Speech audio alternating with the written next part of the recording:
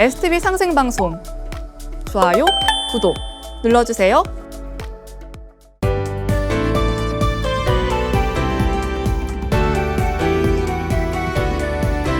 안녕하세요. 톡톡 증산도 시즌3 진행을 맡은 이미향입니다. 최재학 수호사님과 하이루 수호사님 자리에 모셨습니다. 안녕하세요. 안녕하세요. 네, 오늘 시청자 질문은 하나님은 아버지만 계신 줄 알았는데 어머니 하나님도 계시다고 하던데요. 어머니 하나님이 어떤 분인지 알고 싶습니다. 라는 질문인데요. 지난 시간에도 이와 관련된 내용이 있었죠. 최재학 수호사님께서 지난 시간 내용을 간략히 말씀해 주시겠습니까? 네, 이 천지공사의 이제 양대 산맥인 이 세운공사와 이제 도운공사 가운데 지금 살펴보고 있는 이제 도운공사는 이제 상제님 도가 인간 이제 역사 속에서 뿌리 내려서 도성 독립 이 개척 과정에 대한 공사입니다. 애기판, 이제 총각판, 이 상실은 판의 이 삼변 성도로 이 전개되던 이 세운공사와 마찬가지로 도운도 크게 이 세 번 굽이쳐 가면서 이제 변화해 가게 됩니다. 상제님의 이 정통 계승자인 이 고수부님께서 무국대도에 이제 씨를 뿌리시고 이제 장형석 성도님께서 이제 옮겨 심은 뒤에 상제님과 태모님의 이 정통을 이 계승한 인사의 대권자가 모든 것을 거두어 드리고 마무리를 짓게 됩니다. 이 상제님의 이 도의 씨뿌림 이 낙종과 옮겨 심는 이종은 일변 도운에서 이루어지고 추수는 제2변 도운과 3변 도운을 거쳐서 이제 실현됩니다. 네, 그리고 상제님 무국대도의 종통 도맥이 어떻게 전수되었는지 바르게 아는 것이 중요하다는 것도 알아보았죠. 네, 그렇습니다. 이 상제님의 이 개벽의 도에는 이 상제님이 천지공사로 우주의 신명들에게 이제 선언하신 도통맥과 또 그것이 인간 세상에 뿌리 내려가는 이 개척사의 종통맥이 있습니다. 상제님을 신앙하는데 가장 중요한 이 문제가 바로 이 종통 전수의 핵심인 도통의 뿌리와 또 이 뻗어나가는 이 종통 도통맥을 바르게 보는 것이라 할 수 있겠습니다. 이 종통 도맥은 이제 상제님으로부터 뻗어 내려가는 도의 정통맥으로 이제 상제님의 신법과 도권 개성을 의미하고 상제님의 이 진리 정통맥을 바로 잡는 이 일은 이 상제님 신앙의 이 성패뿐 아니라 사실은 인류의 생사에 직결된 구원의 핵심 문제라고 말씀드릴 수 있습니다.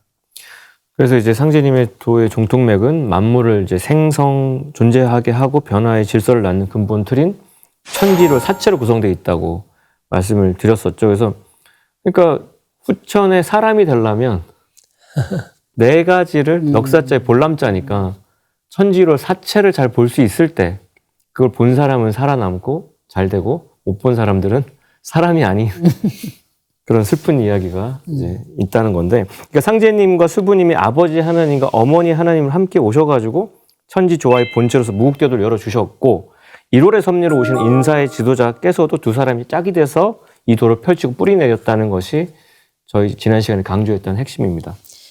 네, 앞서 시청자 질문이 어머니 하나님이 계시다면 어떤 분인지 알고 싶다는 거였는데요. 상제님의 종통을 계승하신 수부님이 바로 인간으로 오신 어머니 하나님이시죠?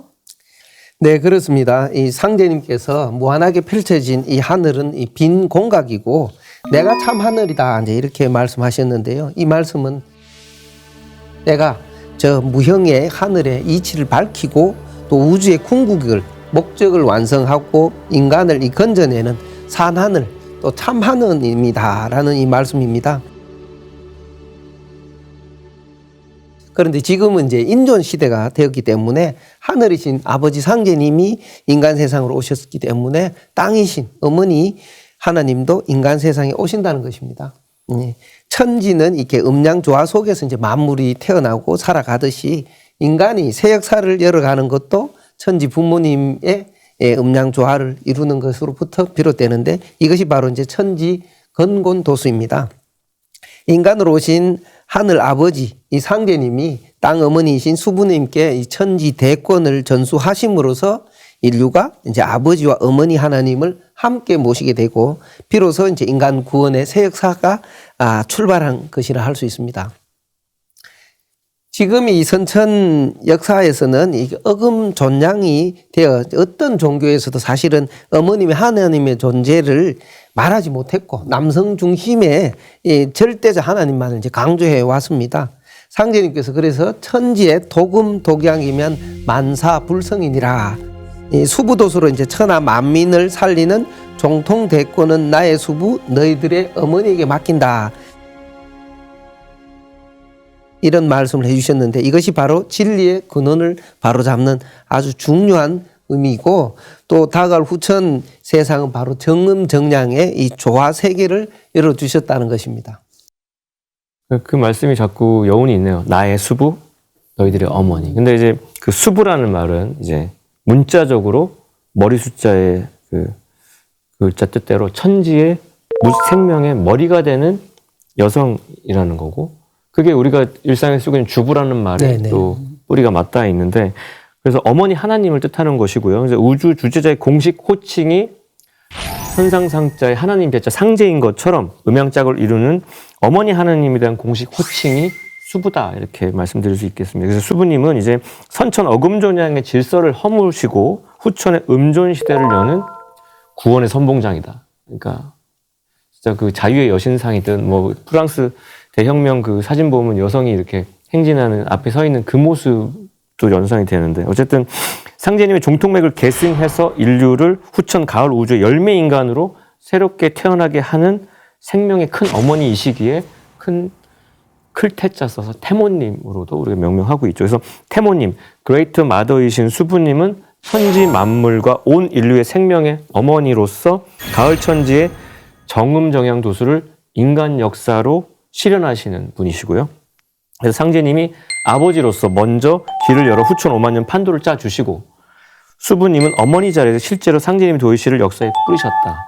잠깐 이 대목에서 잠깐 제가 저희 아버지가 마산에 창원에서 회사를 다니시다가 먼저 이제 청주로 이사 가셨어요.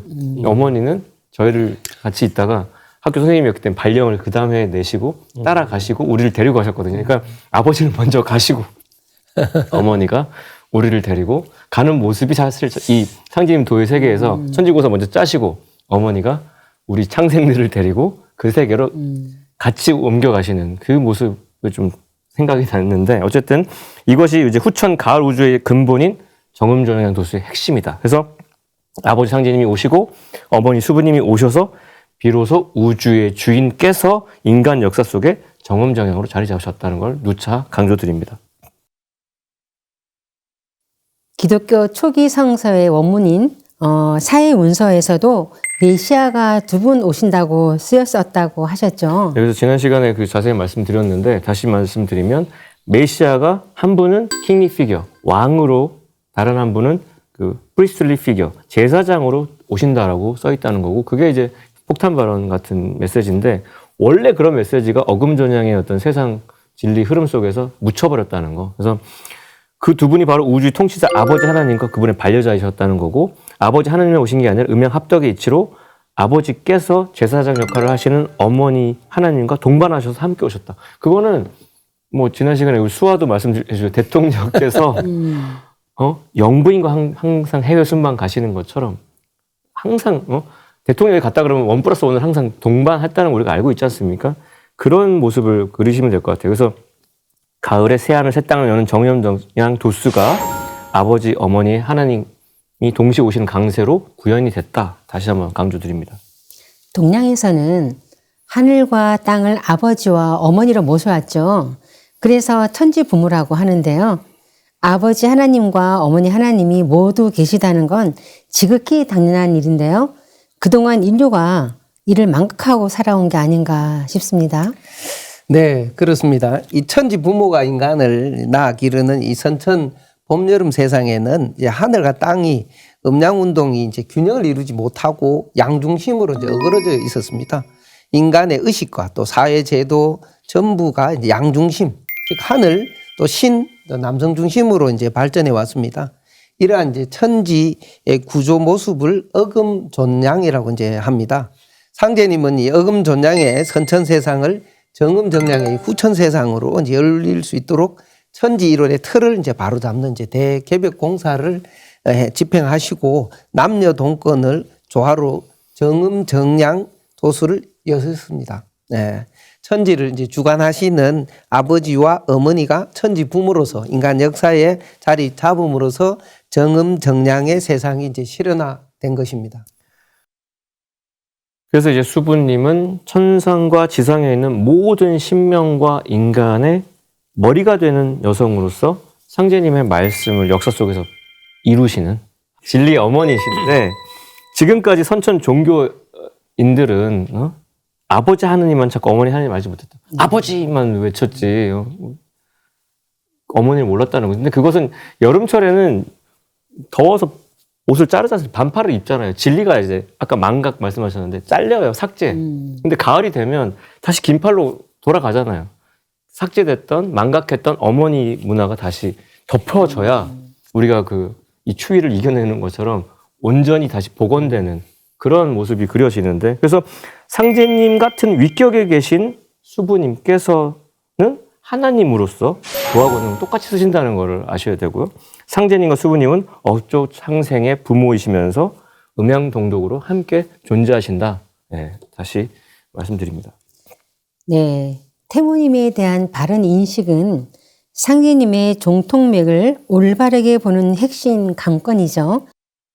그럼 이제 태모고 수부님은 어떤 분이신지 소개해 주시면 좋겠습니다. 네, 이제 그것은 이제 도전 말씀을 통해서 한번 살펴보겠습니다. 예. 수부님은 이 존성이 이제 고시이시고 본관은 장택이며 성휘는 판자, 레자이십니다. 경진년 1880년 음력 3월 26일 축시에 전라도 담양도호부 무의동면 지금의 이제 성도리에서 탄광하셨습니다.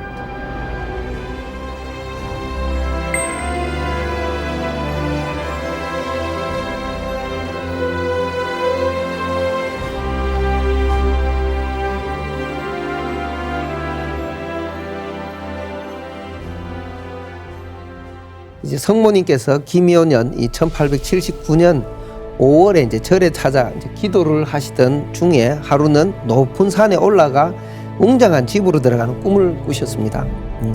한 선관이 주는 이게 붉은 책과 누런 책을 한 권씩 받아 들고서 놀라서 이제 잠에서 깨어나셨는데, 이로부터 회임하여 수부님을 낳으셨습니다. 이 수부님께서 상제님과 이제 언제 만났느냐? 그것은 이제 상제님께서 37세 되시던 정민년 1907년에 이제 차경석 성도님께 수부를 택정하라 명하시자 차경석 성도님께서 자신의 이종 누님을 이제 청거하게 되는데, 상제님 말씀 같이 한번 살펴보겠습니다. 정민년 10월에 상제님께서 순창 농바우에서 대흥리로 가실 때 태인 행단에 이르시어 차경석에게 일러 말씀하시기를, 천지의 도금 독약은 만사불성이니라. 내일은 수부가 들어야 되는 일이니 내가 참으로 일을 하려거든 수부를 들여 세우라 하시니라. 또 말씀하시기를, 천지공사가 수부가 있어야 순서대로 진행할 터인데 수부가 없으므로 도중에 지체되는 공사가 많으니라 하시고, 수부 책임하에 있는 중요한 공사가 산더미같이 쌓여 있으니 속히 수부를 택정하라 하고 특명을 내리시니라. 이때 마침 경석의 이종 누님이신 고부인께서 홀로 사시는 중이므로 경석이 그 사정을 말씀드리니 상제님께서 재촉하시어 속히 주선하라. 공사가 지연이로다 하시니라. 우리 가정에서도 어머니 주부가 며칠만 휴가를 가든 비우게 되면은 집안이 완전 난리 법석이 되지 않습니까? 그것처럼 이 한 가정도 그러한데, 이 천지 살림을 하는 이 천하사에서 이 상제님을 보필해서 같이 함께 이루 나가시는 태모님 자리가 이제 얼마나 중요한 것을 말씀해 주시는 말씀인 것 같습니다. 상제님께서 차경석 성도가 수부를 청거하시고 그 다음 달 고부인을 수부로 책봉하는 수부 책봉 예식을 정식으로 거행하셨죠. 네, 맞습니다. 이 수부 책봉 과정에 대한 도전 말씀을 함께 살펴보겠습니다. 동짓달 초사한 날 대흥리 차경석 집 두 칸 정방에 30여 명을 둘러앉히시고 수부 책봉 예식을 거행하시니라. 상제님께서 말씀하시기를 내가 진주도수를 천안대 가서 가져온다 하시고 정음은 왕자 포정지지요 정자는 세암 정자 아니냐 하시니라. 이에 경석에게 명하여 수부 나오라고 해라 하시고 부인께 이르시기를 내가 너를 만나려고 15년 동안 정력을 들였나니 이로부터 천지 대업을 내게 맡기리라 하시며 수부님을 옆에 끼시고 붉은 책과 누런 책 각 한 권씩을 앞으로 번갈아 깔게 하시며 그 책을 밟고 방에서 마당까지 나가시어 남쪽 하늘의 별을 바라보고 4번 절하라 하신 뒤에 다시 그 책을 번갈아 깔게 하시며 밟으며 방으로 들어오시니라. 이 예식 장면을 통해 이 고수부님을 잉태하실 때 이 성모님이 꾸셨던 태몽이 이제 현실로 이루어졌음을 알 수가 있습니다.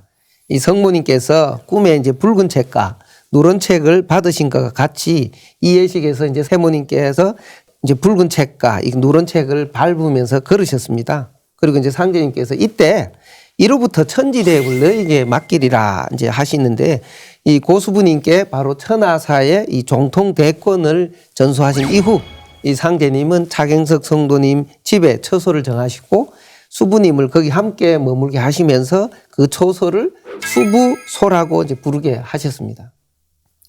그 예식 그 말씀하신 걸 가만히 그려보면 진짜 우리 요즘 그 아티스트들 전위 예술가들의 퍼포먼스 같이 좀 느껴지는데 그 아주 상징성 있는 태몽까지 이렇게 연관된 예식을 그려보면서 말씀드리고 싶은 것은 그 수부소를 정하시고 나서 이제 정읍 대흥리에는 이제 상제님 진리를 펴는 도정의 사령탑인 포정소를 설치하시고서 포정소 도수를 정하신 걸로 이어지는데 그것도 이제 도전에 이렇게 써 있죠. 무신년 겨울에 정읍 대흥리에 계시며 대공사를 행하실 때 경석과 성도 수십 명을 부르시어 상제님께서 수부님과 함께 앞서 가시고 성도들은 뒤따르게 하여 대흥리 주변을 한 바퀴 도신 뒤에 집으로 돌아오셔 백지에 글을 써서 불사르시고 말씀하시기를 이는 포정공사라 정읍에 포정소를 정하노라 하시며 장차 크게 흥하리라 하시니라 이렇게 하셨어요. 이름을 대흥이라고 지은 그 지역 크게 흥한다라고 하는 이름 그대로 장차 대흥리에서 도원이 크게 흥성할 것을 예정하신 거죠.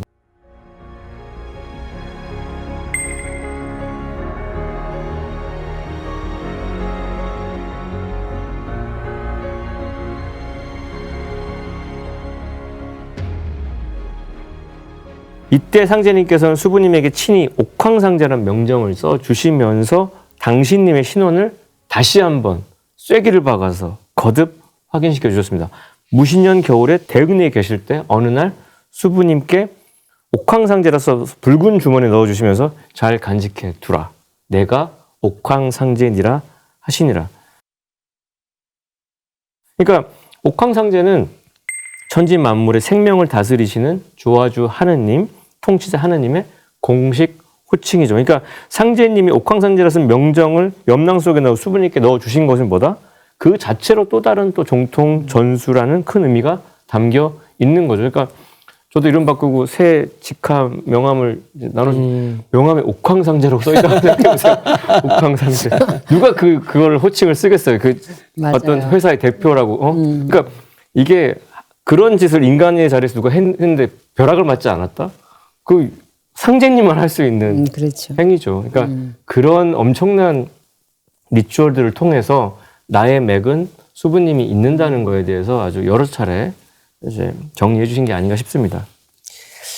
예, 이번 이 가을 개벽기에 이제 태모 고수부님을 이 상제님 도의 이제 종통 대권자로 모시는 일은 이제 인류 구원으로 길로 들어가는 절대 이제 관문이라고 할 수 있습니다. 그리고 이 상제님께서 정민년에 하신 말씀에서 이 천지공사는 상제님과 수부님이 합덕하시어 이루는 일임을 알 수가 있습니다. 예. 도전 말씀을 하나 보면요. 상제님께서 남을 등지고 북을 향하여 서시고 수부님으로 하여금 북을 등지고 남을 향하여 서게 하신 뒤에 그 가운데 술상을 차려놓게 하시고 수많은 글을 써서 술상 위에 놓으시고 수부님과 함께 절을 하시니라. 이어 말씀하시기를 그대와 나의 합덕으로 삼계를 개조하느니라. 이렇게 말씀을 하셨습니다. 우주의 가을철을 맞아 온 인류를 구원하기 위해 집행하신 천지공사는 상제님과 수부님이 합덕해서 하시는 일이라고 하셨는데요. 이를 위해 상제님께서는 수부님이 장차 대도통을 하시고 천하 사람의 두목으로서 상제님의 천하대업을 주도하도록 천지공사를 보셨죠. 네, 그렇습니다. 이 상제님께서 항상 수부님의 등을 어루만지시며 말씀하시기를 너는 복동이라 장차 천하 사람의 두목이 되리니 속히 도통하리라 하시고 이후로는 지천태가 크다 이제 말씀하셨는데요.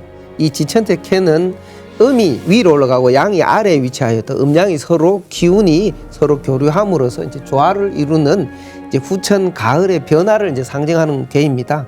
그리고 이 상제님께서 나는 서신이니라 서신이 용사하나 수부가 불응하면 서신도 임의로 못하느니라는 말씀해 주시고 이듬해 무신년 1908년 겨울에 이제 상제님께서는 수부님께 천하 1등 무당도수를 붙이셨습니다.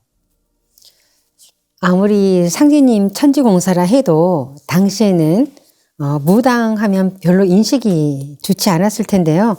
상제님께서 수부님께 천하 1등 무당도수를 붙이신 이유가 무엇인가요? 그 상제님이 계시던 이 조선 사회에 이 무당이라고 하면 가장 하층의 문화를 살던 사람입니다. 그리고 멸시를 이제 많이 받았던 계층이죠. 그렇지만 이제 옛날 이 신교 시대에는 제사장이 이제 신의 계시를 받아 이제 백성을 다스리고 이제 보살피던 신성 이 문화 시대가 꽃핀 때입니다. 그때 이제 하나님께 올리는 이 천재의 주관자인 이 제사장은 이 태고적 황금 시대의 문화를 주도한 이 화이트 샤먼이라고 합니다. 이 화이트 샤먼은 하늘의 이 신들과 직접 소통하고 또 직접 이 천지 광명 속에서 초자연적인 힘을 쓰던 우주 영성을 지닌 이제 대무였다라는 것입니다. 이 화이트 샤먼은 인류의 뿌리 문화 시대에 이 천지의 조화 성령을 이 받아 장생을 우주의 대광명 세계로 인도하는 이 신도 세계의 대사제였던 것입니다. 인류 문명을 계도한 이 위대한 영적 스승이었던 것이고 또 하늘과 땅과 바다, 지하 세계를 자유자재로 왕래하면서 성령의 신권을 쓰던 대무로서 자연과 하나 되어 수백 년 동안 이 장수하며 이 조화로운 삶을 산 신인이었다는 것입니다. 그래서 이 상제님 공사를 보신 이 천하 1등 무당 도수는 이제 원시 반본하는 이 가을 개백기를 맞아 상제님께서 수부님을 천하 1등 무당으로 정하여 인류의 원형 문화를 회복하는 길을 열어놓으신 것입니다. 그래서 그런 1등 무당이신 우리 수부님께서 이제 신해년 서기 1911년 4월에 차경성도랑 유흥화성도 그리고 유흥화성도의 둘째 아들 성남을 데리고 대원사로 들어가셔가지고 대례복을 갖춰 입으시고 상제님의 성령과 혼례식을 올리십니다. 그래서 이때 망보장상의 이름을 차례로 크게 부르시고 칠성각에서 49일 동안 진법주 수련에 이제 돌입을 하시는 거예요. 그런 그림을 한번 잘 그려보세요. 그 뒤에 다시 운살리 신경수 성도의 집 윗방에서 100일 동안 이제 이어서 수도를 하시거든요. 그렇게 수도를 마치신 수부님이 화련대각을 하시게 됩니다. 그리고서 3개 이치에 두루 통하게 돼요. 그 짧은 시간에 집중 수련을 하는 효과에 대한 어떤 각성도 있는데 그러고 나서 그해 9월 중순에 수부님께서 대흥리로 돌아오셔가지고 차경석 성도에게 명하십니다. 무엇을? 상제님 성탄치성을 올리자. 그래서 차경석 성도가 가족의 생계를 위해서 장사하려고 빌려둔 자금이 있었어요. 이거 장사해야 되는데 그거를 상제님 첫 성탄치성의 제수 마련 비용으로 쓰고 상제님 성탄하신 19일 새벽에 수부님께서 상제님 어천 후 처음으로 역사적인 순간이죠. 성탄치성을 봉행을 하는 거예요. 이거 맨날 우리 매년 뭐 크리스마스 기념하는데 상제님 성탄절 기념하는 행사가 벌어지는데 다음날 9월 20일 아침에 수부님께서 마당을 거니시다가 갑자기 정신을 잃고 쓰러지십니다. 이거 제가 응급실에서 맨날 보는 겁니다. 싱크 실신하는 거. 응급실 실려오는 환자예요. 근데 이렇게 쓰러져서 보통 그냥 바로 의식이 깨거든요. 우리 제가 그래서 항상 정전이라고 설명을 해요. 잠깐 혈류가 안 가서 깜빡했다가 켜지는 거다. 불 꺼졌다 켜지는 건데 수부님은 무려 4-5시간을 혼절하신 거죠. 그럼 우리 응급실에서는 이거 중환자다. 중환자실로 가서 지켜보는 케이스예요. 4-5시간 혼절에 계시다가 갑자기 또 정신이 황홀한 가운데, 그 혼절한 가운데의 모습이에요. 정신이 황홀한 가운데 큰 저울 같은 게 공중에서 내려오는 거를 보신 거죠. 이 수부님 시점이에요, 이게. 근데 그게 땅에 가까이 내려와서는 갑자기 허물어져 쏟아져 내리는 겁니다. 그러니까 저울에 뭐가 있었냐면 자세히 보니까 오색 과일이 높이 괴어져 있었던 거죠. 그 땅 가까이 내려와서 그게 허물어 쏟아지는 순간 현실에서는 수부님이 놀라 깨어나시는 거죠. 그랬더니 주변에 둘러앉아서 애토가 우리 수부님 돌아가셨다 어쩐다 하던 집안 사람들이 모두 기뻐하는 겁니다. 이렇게 성탄치성 직후에 그 예식을 통해서 바로 우리 가마통이라고 하는 그걸 받으신 거예요. 그래서 이날로부터 성탄치성을 처음 올린 그 다음날 20일 아침에 혼절했다가 4-5시간 이후에 깨어나신 이 순간으로부터 수부님께서는 상제님의 성령이 완전히 이렇게 감화된 상태에서 수부님으로서 신권과 독권을 온전히 내려받게 됩니다. 그러니까 한 인간이 이렇게 그 인사로 예식을 통해서 그리고 49일 100일 수행이라는 그 여정 끝에 그 치성을 올리고 깨달아지는 그 그림을 좀 보셔야 될 것 같아요. 이로부터 대권능을 자의자재로 쓰시고 신이한 기적과 명철한 지혜를 나타내시니까 주변에서 난리가 난 거죠. 그로부터 천하창생의 태모로서 그 위격에 맞게 상제님 대도의 생명의 길을 여시게 됩니다. 수부님께서 상제님 진법 도맥의 계승자이자 종통의 전수자로서 상제님 천지대업을 맡을 수 있도록 대도통을 통해 신권과 도권을 온전히 내려받으신 거군요. 네, 그러니까 이건 엄청 역사적인 사건이에요. 이 중통인의 도법이 상제님으로부터 진짜 태모님에게 온전히 구현된 그 진리가 그냥 말이 아니라 한 사람의 삶에서 구현된 모습인데, 그래서 도통을 하신 이날 수부님은 당신이 이제 완전히 이제 삼생을 꿰뚫고서 상제님과 인연을 스스로 이렇게 커밍아웃 다 명철하게 밝혀주셨는데 도전이 이렇게 나오죠. 태모님께서 말씀하시기를 금산사 미륵전 남쪽 보처불은 33천 내원군 법륜보살이니 이 세상에 고시인 나로 왔노. 내가 법륜보살로 있을 때 상제님과 정한 인연으로 후촌5만년 선경세계를 창건하기로 굳게 서약하고 세상의 울로에 맞춰서 이 세상과 억조창생을 구제할 목적으로 상제님을 따라 인간 세상에 내려왔느니라. 당신님의 천명에 대해서 아주 명확하게 딱 선언하신 겁니다. 네, 이날 수부님은 혼절하셨다가 깨어나시자 장차 이 상제님의 정통 도맥이 이제 어떻게 전개되어 가실 것인가를 말씀해 주시는데 바로 낙종, 이종, 추수의 이치로 밝혀주셨습니다. 수부님께서 도운에 첫 씨를 뿌리시고 또 차경석 성도가 그 씨앗을 옮겨 심고 그 다음에 도세를 키우고 나중에 다시 새로운 인물이 나타나서 도운을 추수하게 될 것이라는 말씀입니다. 구체적으로 이제 도전 말씀을 살펴보면 이때 이제 수부님께서 일어나 앉으시어 이제 갑자기 상제님의 음성으로 경석에게 누구냐 하고 물으시니 경석이 놀라며 경석입니다 하거늘 또 무슨 생이냐 하고 물으시니 경석이 경진생입니다 하고 대답하니라. 이에 말씀하시기를 나도 경진생이라 속담에 동갑장사 이 남는다 하나니 우리 두 사람이 동갑장사하자 하시고 다시 생일을 물으시니 경석이 6월 초하루입니다 하고 대답하거늘 말씀하시기를 내 생일은 3월 26에라 나는 낙종물을 맡으리니 그대는 이종물을 맡으라 추수할 사람은 다시 있느니라 하시니라. 이 상제님 도의 이 종통 대권의 이 전수 과정을 천지에 선포하신 이 공사는 수부님이 이 대도통을 이루시고 수부로서 이제 신권을 쓰신 첫날 행하신 첫 공사로 이거는 도운에서 가장 중차대한 이 공사를 이제 처결하신 것입니다.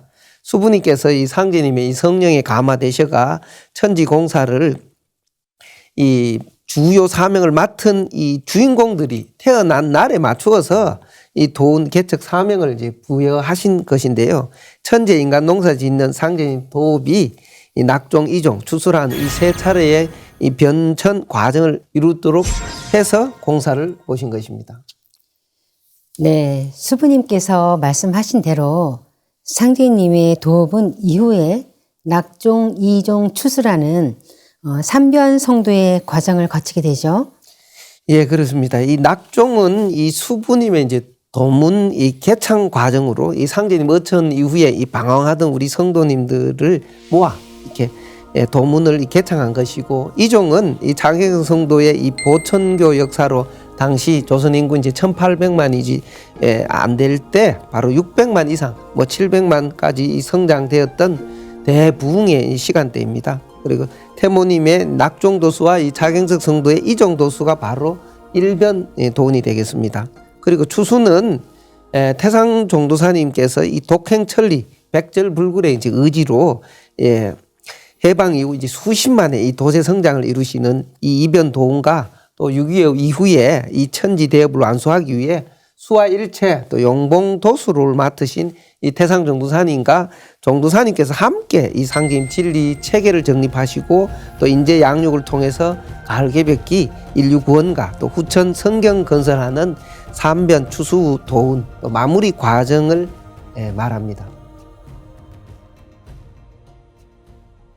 그래서 아까 그 태모님께서 이렇게 상제님의 음성으로 이렇게 동갑장사 이남는다 뭐 그런 말씀을 하실 때 제가 백회부터 회원까지 갑자기 찌릿하면서 전율이 좀 왔는데, 그 공사가 놀랍죠. 사실 그 온전히 이제 상제님 도법을 잇는 자의 그 위격인데, 근데 또 상제님의 그 도운공사 지난 시간에 우리가 살펴본 바대로 상제님 도운 전교의 전체 틀은 대나무 공사를 통해 정하신 거를 이제 알아봤었는데, 그래서 그 구리골 약방에 천지대심을 여셔가지고 도운을 보리라, 도운을 전하리라 하시면서 1년 중에 가장 빨리 자라는 대나무 기운을 이제 취해서 이제 공사를 보신 겁니다. 그래서 갑칠한테 푸른데 하나를 그냥 뜻대로 가져오라고 했어요. 랜덤하게. 얼마를 잘라오라고 말하는 게 아니었다는 거예요. 그냥 갑칠이 무의식적으로 가서 왔는데 잘라온 거 보니까 마디수가 11마디였다는 거죠. 그게. 그래서 한 마디를 끊게 하시고 무릎 밑에 넣으신 다음에 남은 10마디 중에 끝에 하나를 딱 잡으신 다음에 이 한 마디가 두목이다. 왕래와 순회를 마음껏 할 것이요. 남 9마디는 구궁도수에 맞춰서 교받는 자의 수요에 맞는다고 하셔가지고 그 공사하는 중에 한밤중 공사에 하늘의 별도 9개의 별이 딱 떠 있는 거죠. 그러니까 상제님의 도운이 초장에 초나라 장수들이 일어나듯이 이렇게 9개로 이렇게 벌어진다는 거. 그리고 그 중에 하나의 마디는 뭐다? 우리 태모님께서 맡고 계시다는 건데, 그래서 이 대나무 공사를 저도 많이 묵상을 해요. 왜냐면 제 집이 울산이고 울산에 심리 대밭 숲이 있어요.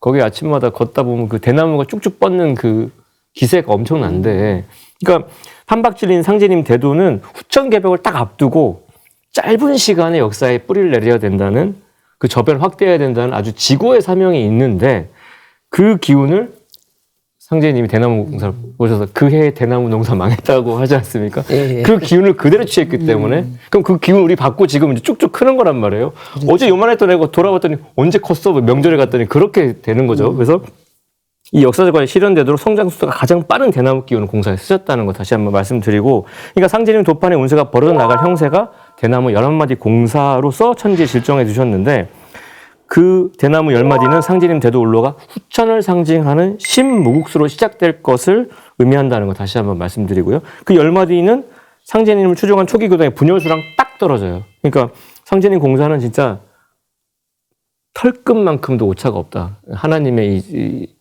그 디테일함. 근데 그 10마디 가운데 끝마디는 모든 교단의 두목으로서 상제님께 친도통받으신 수부님을 상징하죠. 근데 여기서 우리가 이제 주목해야 될 것은 10마디가 딱 별도로 꼬불쳐 두신 무릎 밑에 이렇게 쟁여두신 한마디는 판안의 남법도운을 통일해서 진법도운을 열 진리의 큰 수승, 두목도 아니고 대두목을 상징한다.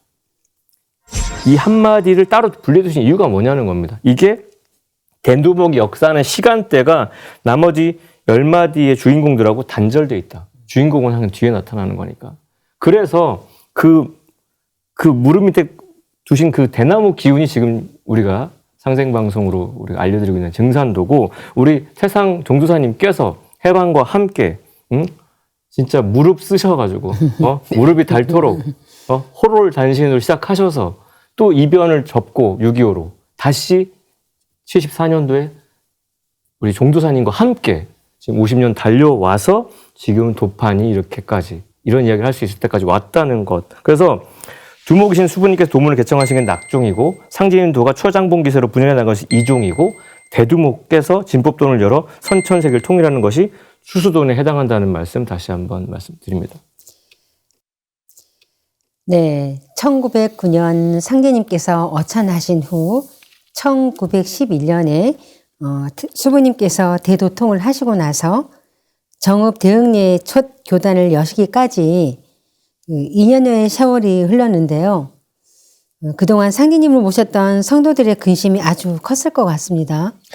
그 당시 이제 성도님들 같은 경우는 이제 이 기윤년이 1909년에 상제님이 호련히 이제 천상으로 떠나가시자 젊으신 나이시니까 절대 떠나시지 않으신다고 생각하셨기 때문에 이분들이 느끼시는 그 허무함, 고통이라는 게 아마 크셨을 겁니다. 그래서 이제 부모를 여인과 같이 이제 시리에 빠지게 되는 거죠. 완전히 이제 절망감으로 방황을 하시게 되는데, 그래서 그 지난 상제님과 더불어 수많은 공사 또 수많은 고초를 당하시잖아요. 그 꿈을 한순간에 잃어버렸다라는 것이 이제 성도님들이 그 마음을 다스릴 수가 없어서 많은 성도님들이 이제 허망한 마음에 또 다른 스승이 없을까 해서 이제 돌아다니게 됩니다. 김경학 성도도 똑같이 이제 상제님과 같은 스승을 찾으려고 방황하다가 그 이듬해 이제 경술년 1910년 2월에 이제 집으로 돌아오게 되는데, 그때 갑자기 어머니가 급병으로 이제 사망을 하시게 됩니다. 가족들은 이제 장례 준비하느라고 이제 떠들썩하게 바쁘게 움직이는데, 그때 문득 내가 망고의 대신인을 찾아 헤매다가 늙으신 어머니 임종도 지키지 못하겠구나 하면 이제 대성통곡을 하게 됩니다. 그러다가 문득 태열주로 사람을 많이 살리리라 하시니 상제님 말씀이 이제 떠올라서 상제님께 이 청수를 모시고 기도를 올린 다음 이제 태열주를 지성으로 읽는데, 어머니가 살아나는 기적을 체험하게 됩니다. 예. 천지조화 성령을 직접 체험한 이 김경학 성도는 이때부터 이제 주변에 병자가 생기면 스스로 청하여 찾아가 태열주를 읽어 병을 낫게 해주게 됩니다. 그 즈음에 이제 인근 노점리에 사는 유경이 이제 장질부산, 요즘 이제 장티푸스라고 얘기하는데, 그 질병에 걸려서 이제 사경에 이르게 되자 그 집안 사람들이 이제 김경학 성도를 찾아와서 살려달라고 간청을 하게 됩니다.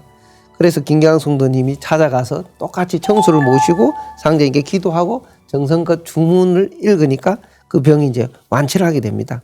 이때 이제 위경이 이제 어떻게 이 병이 낫습니까 하면서 이제 병에 낫는 이치를 이제 물으실 때 김경학 성도님이 이렇게 말씀하십니다. 상제님이 천지를 개벽하시는 조화주 하나님이시다라고 말씀을 하시고, 바로 이 상제님의 신성함을 바탕으로 해서 너도 신앙을 하라 해서 이제 신앙의 길로 인도하게 됩니다. 그리고 이제 두 사람은 바로 이제 금산사 미륵전으로 가서 이제 지성을 올리고, 또 그 주변에 있던 이 구리골 약방에 상제님의 자체를 한번 둘러보자 해서 성지순례를 가게 되는 겁니다. 그런데 이제 하루는 약방 아랫목 벽에 칼끝으로 열십자 모양으로 이렇게 잘라진 부분이 보여서 그 부분을 떼어보니 그 안에 한자 한 30.3cm잖아요. 30cm 정도의 큰 날일자가 적혀 있더라는 겁니다. 바로 이 날일자가 뜻하는 게 이제 우리가 날일자라고 하지만 태양을 의미하잖아요. 이 태양은 바로 천지의 이제 광명을 상징하는 것입니다. 이 상제님께서 날일자를 써놓으시고 이 훗날 이 김경학 성도님이 보게 하심은 바로 후천 5만 년 이 상제님 이 성경의 이 조화 문명 진리의 대광명이 김경학 성도를 통해서 대학교 도수로 열릴 것을 이제 예시해 주신 것입니다. 그리고 또 다시 이제 신기한 마음에 이끌려서 이제 다시 약방을 이제 둘러보게 되는데, 이번에는 약방 이 동평문에 상인방 위에 다시 열십자 형태의 갈자국이 있어서 딱 떼보니까 거기에 뭐가 있냐면 십복명개훈이라는 5글자가 이 가로로 쓰여 있었습니다. 이 복명개훈은 1000명을 받들어 나의 가르침을 열라 하신 뜻이고, 특히 열십자로 이렇게 갈라놓은 것은 이 상제님께서 바로 신무국 이 하나님이심을 이제 의미하는 것입니다. 다시 말해 십복명개훈은 이 무궁한 조화세계, 이 상제님의 이 신무국 조화세상을 김경학 성도가 이 대학교 도수로 열라는 뜻을 가지고 있는 것입니다. 그리고 이제 유경이 그날 집으로 이제 돌아가서 청수를 모시고 태울주를 송주하는데, 앞에 그 광경을 다 지켜봤으니까 얼마나 참 정성이 지극했을 것 같습니다. 그죠? 그래서 읽는데 문득 이 신안이 열리고 무수한 이제 기적을 체험하게 되면서 이후 이제 김경학 성도를 찾아오는 성도들이 나날이 늘어나면서 태울주 포교가 시작되었습니다. 뿐만 아니라 태울주를 읽으면서 성신의 가마가 내린다는 소문이 퍼지면서 성도들도 태울주를 수련을 이제 시작하게 되었습니다.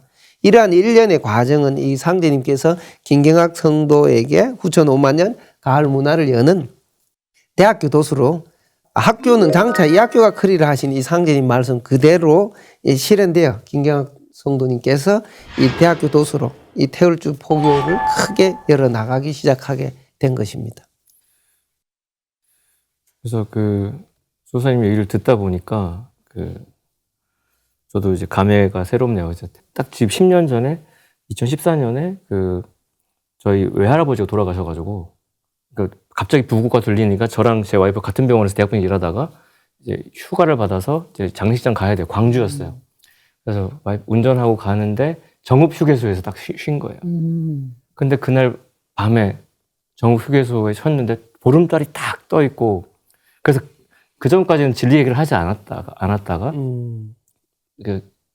감흥이 돼가지고 내가 왜 이렇게 사는지 아느냐. 당신의 남편이 왜 세상 사람들은 잘 모르는 이 도에 들어와서 수행하는지 아느냐. 이 터가 내가 닦고 있는 그 상제님 진리의 정읍 대흥리의 그 시절이 있었다. 독립운동의 메카였고 막 그런 얘기를 이제 좀 울먹이면서 지금 울컥거리는데, 그 얘기를 하면서 그 자리에서 와이프가 감흥이 됐어요. 그래서 그 해에 입도를 합니다. 그 정읍 터전에서 그렇게 태울적 울려 퍼지게 된 사연 이면에는 뭐가 있냐면, 김경학 성도님의 그 사연과 함께 상제님의 치밀한 어떤 공사의 또 다른 한 페이지가 뭐냐. 그렇게 바깥에 어수선한 동안에 상제님께서는 안내선 성도한테 딱 나타나셔가지고 성령으로 돌아가셨는데, 태울주 공무에 전념할 것을 딱 명하시거든요. 그래서 그것도 경술년 봄이죠. 1910년이니까 나라가 이제 뭐 뺏기고 어쩌고 하기 직전에 그 봄날에 상제님께서 내성이 찾아와가지고 너는 집에서 나오지 말고 봉두난말로 지내면서 수련하라고 하시니까 이 안내성 성도님 머리를 풀어내린 채 방에 들어앉아서 그 쪽방에서 천대받는 그 방에서 태울주 공부에만 전념을 합니다. 3년을 꼬박 채우죠. 중간에 유혹도 있고 이제 다 됐으니까 나가세요 했는데도 아니다. 상제님은 제 군대 복무 36개월처럼 딱 3년 채워야지 제대되는 것처럼 당신은 그렇게 치열하게 닦으셨죠. 그러고 나서 안내성도 3년을 딱 채우니까 마침내 신안이 열려가지고 기적을 체험합니다. 김경학 성도님의 그 사연하고 음양 짝이 되는데, 그때부터 방화도 성도들이 이제 소문을 듣고 이런 입소문은 빠르잖아요. 그래서 안내 성도를 찾아와서 함께 태울주를 읽기 시작하면서 성도들 사이에 태울주 수행이 퍼지고, 그리고 태모님의 그 교단이 차려지고 차경 성도의 보청교가 펴지면서 지금 우리가 코로나로 시달렸던 그 원 바이러스에 해당하는 스페인 그 독감, 그 우리나라에서는 무오년 독감을 터졌던 그 병난에서도 태울주 읽는 사람들이 살아나니까 앞서 말씀드린 대로 조선의 인구가 1800만인데 600만, 700만 읽었다는 우리 3명이 있으면 1명은 태울주를 알고 있고 상제님한테 청수 모시고 기도하고 있었다는 거죠. 이런 국교가 어디 있어요. 그 진리를 우리가 함께 닦아나가면서 세상에 전하고 있습니다. 상제님께서는 태울주로 천하 사람을 살리느니라 광제창생 포독천하하니 태울주를 많이 읽으라 라고 하셨는데요. 상제님 말씀대로 태을주를 읽어서 사람을 많이 살려야겠습니다. 톡톡 증산도 시즌3 다음 시간에는 낙종과 이종도운으로 전개된 제1변 도운 개창사에 대해 알아보겠습니다. 지금까지 시청해 주신 시청자 여러분 감사합니다.